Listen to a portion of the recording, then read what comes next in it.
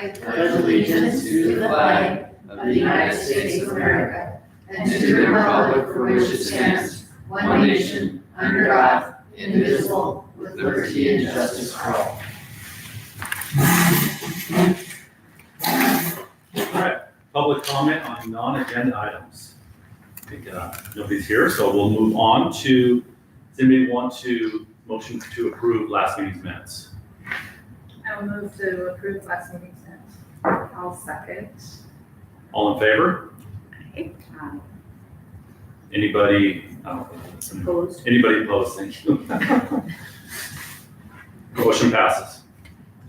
All right, reports. Mr. Koenig. All right, welcome back, everyone. Enrollment in the elementary is at 191. On the handout I gave you, you can look at class sizes on there. Looking at looking at the start of the year, we did hire 3 new paraprofessionals. They are integrated into their classroom environments nicely. We also have a new special education teacher who we share with the middle school. So, and she also is doing a great job getting set up in her new environment and working well with the kids.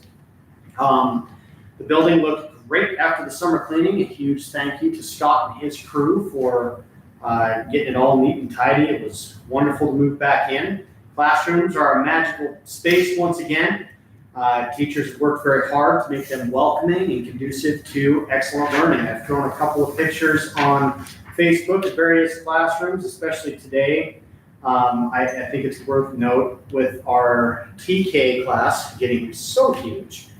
We had to open up 2 sections, and almost all but one of our kids is now full-time in that preschool environment. And the picture today was of their new cots that they got for rest times. They can be all rested up for the second half of the day. I thought it was kind of, they arranged it in a really cute way in those classrooms.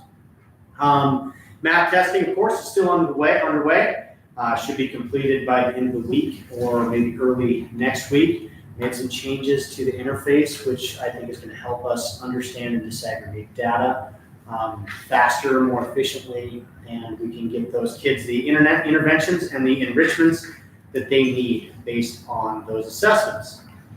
Our current projects, we have a couple new concepts that we're playing with. We rolled this out last year where I started doing video announcements in the morning. It turns out that the tone of my voice can have can create a sleepy environment for the little kids, and they weren't getting all the stuff. So now they get to watch me on TV in the mornings, and so we just do it on Zoom, and it's been a really good success. And because the little kids are paying so much attention to the news of the day, we decided that we would try that out on the parents. So last week was the inaugural rollout of our weekly news update. Mrs. Oliverson and I will do that. It got really, really good metrics on Facebook, so I think we're going to continue with that. Try to keep it under 3 minutes so that people can be appraised of what is happening in our building. So good success there, I think. Standards-based grading continues to be something that we are working towards. I've communicated about this since last spring in a multitude of different mediums. I know that parents are going to have questions about what standards-based grading in math only this year, it's just in math, is going to look like. And so I invite parents to come in and I'll talk as long as they have questions at our open house on September 12th. And also as long as they want on our Coffee with Koenig, which will happen the last Tuesday of the month from here for the rest of the year. So not a lot of changes, but it is a longer conversation than time warrants at this point. We, of course, did win the literacy grant again, and we welcome back Stephanie Lester as our instructional coach. She'll be here not next week, but next week. Excited to have her coming into the classrooms and giving advice and observations. It's another set of eyes on the great things that we're doing, and she can give kudos where they're deserved. and items of feedback where they are warranted. Along with that comes a greater infusion of professional development, which brings me to our looking ahead. We do have a PLC coming up on the 12th. That'll be in the morning, and part of that is going to be taken up with suicide awareness and prevention, which is a professional development opportunity that's put together by Nurse Klaus. And after that, we are going to be working through just a refresher course to get everybody up to speed, as well as our new para hires on our intervention programs. So I'm thankful for the grant because it allows us to allocate the funds and resources to get the training that our people need so that they can teach the students in the way and manners and with the program materials that those kids need. Great energy in the building right now. Staff has been excited to be back. It was a short summer, but they are attacking this year with fervor and excitement. It's great to see the kids and hear their stories in the fall. And so I look forward into the future with a lot of optimism, and I'm excited about this year. Any questions? I watched the video on Facebook. I thought it was great. Yeah. I enjoyed it. I'm glad. Yeah, I'm glad. It won't be 8 minutes next time. I like all the emails dinging the whole way. I know. I checked my phone when that happened because I could hear the ping and I'm like, do I have a text? And then I realized, no, it was on your recording. Yeah, it's hooked up to my Making computer. sure people are paying attention. Yep. Well, thank you. You're welcome. Principal Slater. Yes, thank you. So it feels like it's been a little bit of time since we met. I could have you here all night talking about the stuff going on in middle school and high school. I know nobody wants that. So to try to distill that, I have 2 things for you. I handed out 1 sheet every year, review and update our school's goals. If you have any questions about that, I want to visit later. One thing I draw your attention to is goal number 2. One thing after meeting with our admin team, 3 points of emphasis for the district were continue to work with a portrait of a graduate, working on science and reading, and working on proficiency-based learning. So where do those fit into our existing construct? That'd be under goal number 2, and then working in putting those things forward. I'm going to start at the top or the beginning because that's where it should start. I like to tell my staff that we're mission-focused, goal-driven, and student-centered. As we come through these different things, yes, we've already been, like Dylan started today, Whitehall Schools has been in for 2 weeks. The good thing, if we hit the ground running, checked our attendance. Right now, our average daily attendance is 98%. So that's good. Every year we have made substantial changes the last 4 years. 2 of the most significant changes in the middle school and the high school this year are moving to a 7-period schedule with 61-minute periods. Currently, the subjective data from speaking with staff and students is they like it. There's a lot of reasons that we talked about last spring as we were doing the different planning for this, but right now that's turned out to be a good thing. Kids have a few more minutes with their teachers to be doing work, so that's really good. 1 less transition as far as interruption, that's turned out to be really good. In addition, now this is probably the first time since for many years that's kind of the standard for other schools. So kids coming in, kids leaving as well. The other significant change that you can see and feel in the school is our cell phone policy and working together to really universally support that. I've had students, maybe hesitantly, but they have shared with me, they believe they are thankful. So I've had 2 that are like, and granted there were some, really, we're going to do this now that it's in place. So many of the teachers are so thankful. And I've had kids as well tell me they are more engaged and more learning. I sure see it walking around.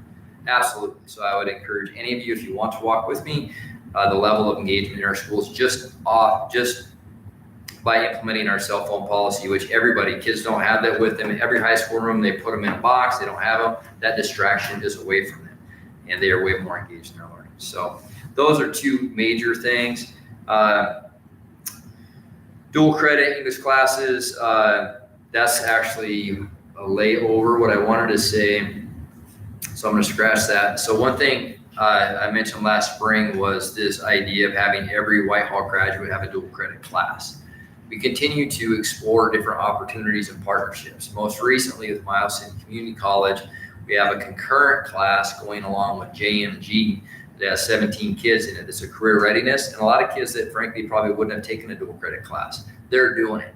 So that's credit to our teacher, school counselor. Mrs. Neeskins has been directly involved in all of our dual credit thing. I'm very thankful for all of those things. I need to get back to the top now. And I should mention that that's funded by 2 grants, the Transformational Learning Grant and the Advanced Opportunities Grant. So without that grant funding, we would not be able to fund it to the extent that we are. So we're grateful that we've received that a number of years in a row to continue to support that. Yeah. I often say the most important thing is the people, the school, and Curtis was so right. They've done so good. And our new hire, Mr. Briggs, he is such a gentleman, such a hard worker, and doing such a great job. Scott, Justin, the whole crew. Without people, we're just buildings in a shell. They bring things back to life. We couldn't have got luckier with our new hires. This is a very competitive environment to get good people and keep good people. And even back when I used to get 30 apps for a job, these people are top of the shelf.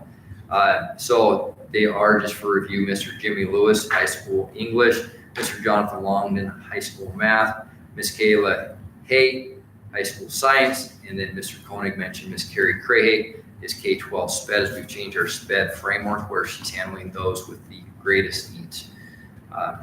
So that's been very good as well. And then the district is supporting that with a mentor as well, which perhaps Mrs. Neeskins, I don't know, I don't want to take that if you were sharing that, but one thing that we do is we want to set everybody up for success, right? And we have, and are affording her a mentor in this year. She takes over everything. Her last name is Hildenstaff. For some reason, her first name is slipping here right now.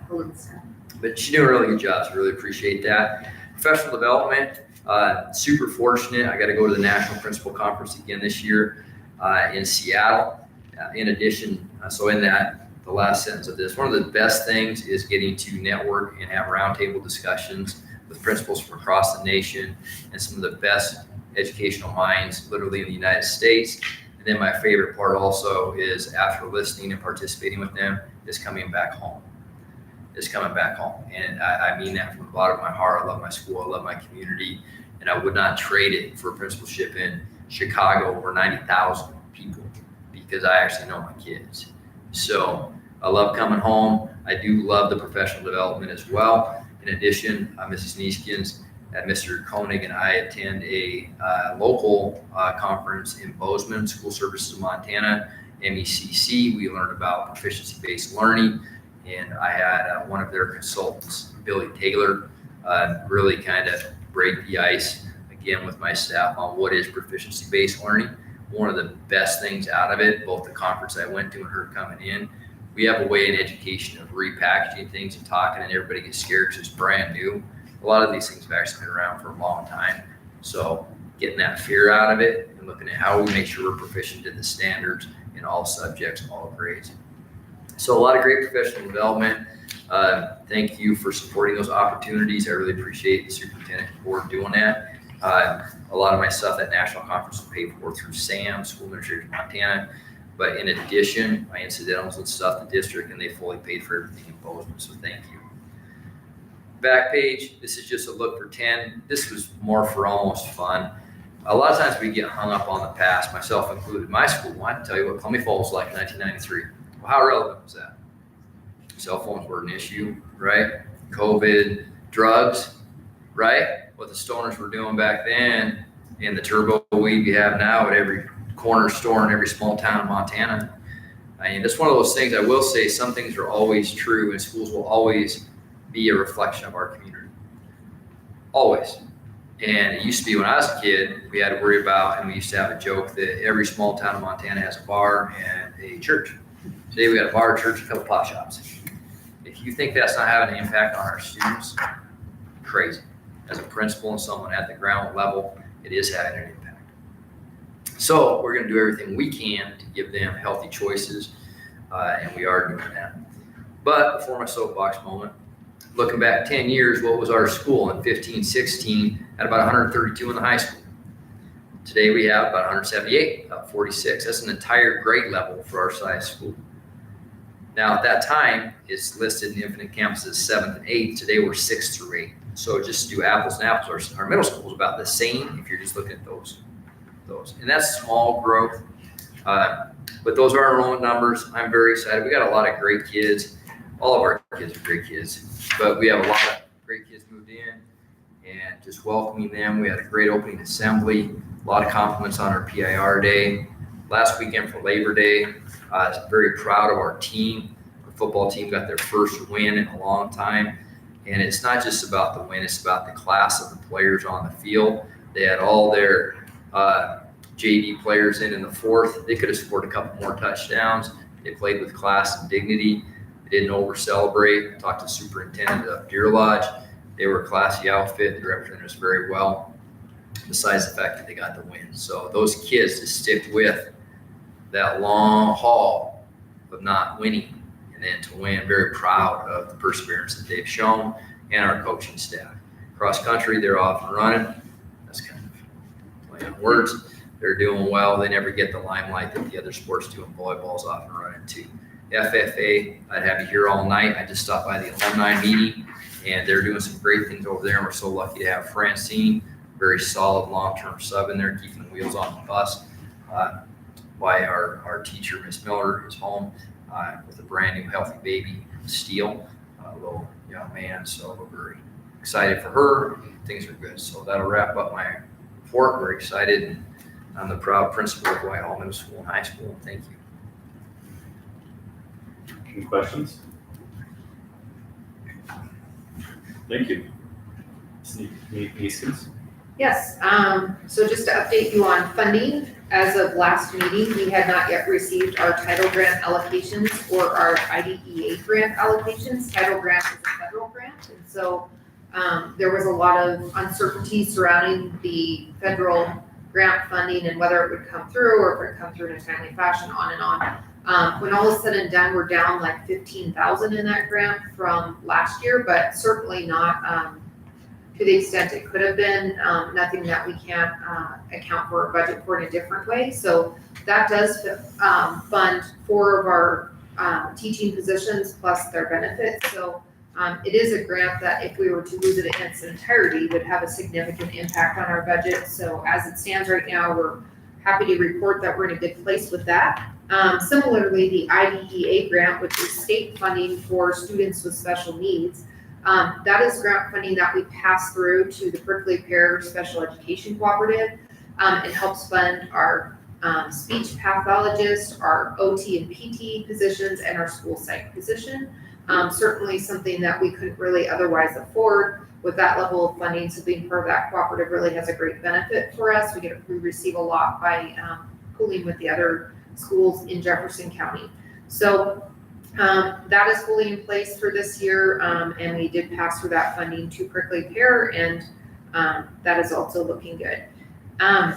On a less pleasant note, I think it's important to bring to the community's attention that in the 11 years I've been here in Whitehall, we had the largest rash of criminal activity on our campus in 11 years, and it was a really strange month. So in the past month, we've had several things happen, which I think the community should know about so that they can be vigilant and kind of help us take care of our campus. The first event that happened right around the time we were just starting practices for fall sports, and our fence over in the elementary parking lot, we had some kids remove a section of the fence and drive onto that basketball court and do cookies, and then drive out onto the field across where there would be sprinklers and so on. It was caught on camera and reported to law enforcement. They did identify the driver and cite the driver. Then that same night, and I thought it was a related incident because it happened the very same night, we came into work and the front door of our school building was covered in bananas, like smeared bananas over the high school doors. So you would think like middle school level strange prank, like they didn't have eggs, they used bananas. That's what came to mind for me. We watched camera, and it was a 61-year-old man at 4 a.m. who had stolen a case of bananas from Town Pump and came through and did this. which is not at all what I was expecting to see on the cameras, and very shocking, to be honest, and disappointing. And the reason I am bringing the attention to town pump is I do think since we have town pump on our flanks, like right on our flanks, we are seeing an uptick in community passing through our campus to reach their premises. And what further highlights this is we discovered just last week that the fence in between us and Subway, so just off of Town Pump's property, someone cut our fence and removed part of it. And the community has been using it as a pass-through to quickly get from this side of town over to Town Pump and that area. This never used to actually happen to us that much when Town Pump was on the other side of the street. It just wasn't as convenient. So now people are kind of passing down our sidewalk adjacent to the high school, crossing across the football field and going through that opening. We will remedy this. We have a fencing company coming to look at a better solution. Obviously, we had a barbed wire fence there, it got cut, so we're looking at chain link with some razor wire to keep that from happening again.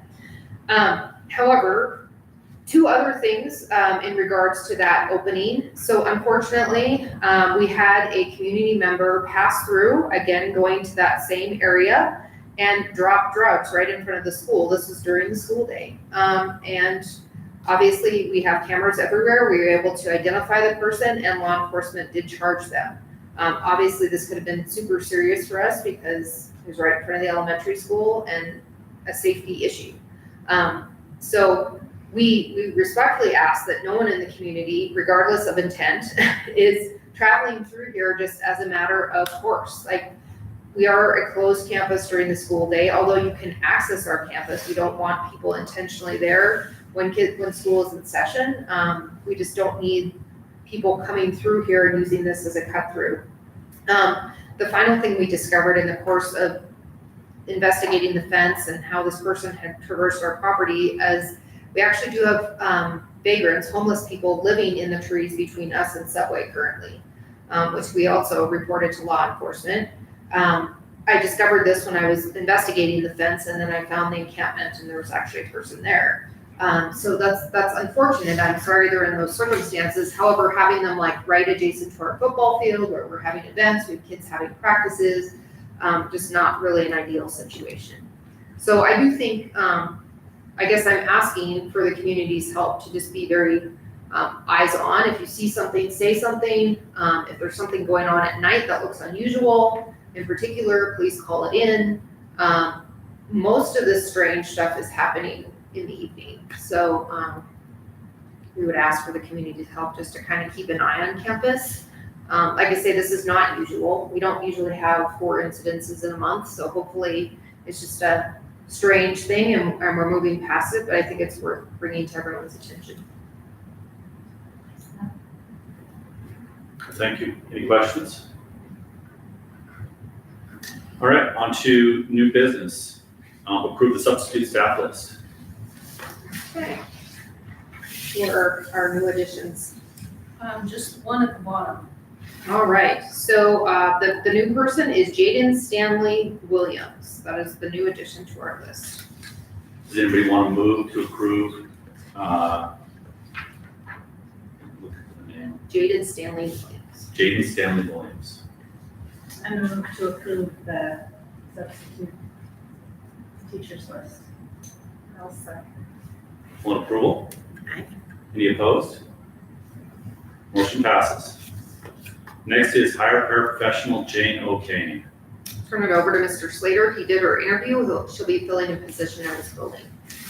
So Jane O'Kane, we're stealing it from the grocery store. Several things I would say impressed me. One is that she wanted to give the grocery store 2 weeks notice. One is she didn't want to miss work, and she scheduled her time and showed up early. Both great things. So she's excited to come in and work with kids. She does have a background. She's worked with kids in Aware. So we'll have her in the high school. Right now, Mrs. Diana Noling is working on her schedule. She's already came in and met with the district, taking care of her human resource stuff, fingerprints and stuff. But really, a lot of times it's those basic things of work ethic. And just in conversations with her, at first she was nervous. She was nervous, and then I really appreciated her humility about it, her desire to do a good job. Hannah often talks about skill and will. She definitely has the will. And honestly, I think she undersold the skills that she has, because her traditional work ethic skills, I sure appreciate her as an administrator. So we'll be welcoming her on Monday. Thank you. Anybody move to approve Jane O'Kane as a paraprofessional? I move to approve or hire. Hire. Jane O'Kane as a paraprofessional. I'll second that. All in favor? Aye. Any opposed? All right, motion passes. Approve claims and accounts. Yep, so you have in front of you the claims for the summer. So you have to remember this includes a lot of summer projects. So you see some bigger expenses that are rolling through, like rekeying our building, doing a lot of work to our boiler system. So you'll see some plumbing companies on there, and McLeese, which is a company that works on our rooftop heaters in the high school. So some of those, well, all of those very large expenses are related to the summer projects that I updated you on 2 weeks ago, the August meeting. So those are just now hitting for payment. Is the boiler fixed? It's not done yet. So that all got completely delayed. So it's just the parts are really hard to get. It will be, remember, we have 2 boilers and this is our backup boiler. So, we're not in a crisis point yet, but it should be happening in the next month. Of course, we have no control over when they have the telehandler here to actually cart those. They have to come in sideways into that. So we will have a safety plan if it happens on a school day, to ensure that Curtis's kids are not utilizing that entrance or going out of the T and going right. We'll definitely, if we have kids in school that day, we'll take precautions. We're hoping it can get done on Friday, but we actually have no control over that. So we'll do our best to make sure everyone is safe. It was our hope to get it done this summer, but this did not happen. Perfect. Does anyone want to move to approve claims and purchases, claims and accounts? I move to approve the claims and accounts. I'll second. All in favor? Aye. Any opposed? All right, motion passes. Does anyone want to move to adjourn? I so move. I'll second. Any opposed? All right. So official. The gavel really makes I love the it. gavel.